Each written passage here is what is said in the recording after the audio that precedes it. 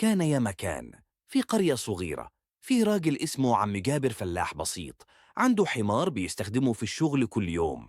بس الحمار كان عنده مشكلة غريبة، كل ما يشوف حد لابس أبيض يجري ويفلت من الحبل ويجري وراه ينهق بصوت عالي. الناس استغربت، وعم جابر تعب من كتر ما بيجري ورا الحمار عشان يرجعه، فقرر يروح للشيخ عبده، راجل حكيم معروف. ما تنسوش تعملوا لايك وتشتركوا في القناة. يا مولانا، الحمار بتاعي اتجنن، كل ما يشوف حد لابس أبيض يسيب الشغل ويجري وراه. رد الشيخ وهو بيضحك، يمكن الحمار فاكر اللي لابسين أبيض دول ملايكة جايين ينقذوه. ضحك عم جابر وقال له: يا مولانا، أنا عايز حل مش هزار. قال الشيخ: طيب، بدل ما تزعل استغل الموقف، كل ما تحب الحمار يتحرك انت أول نفسك ألبس أبيض وهيجري وراك وهو فرحان.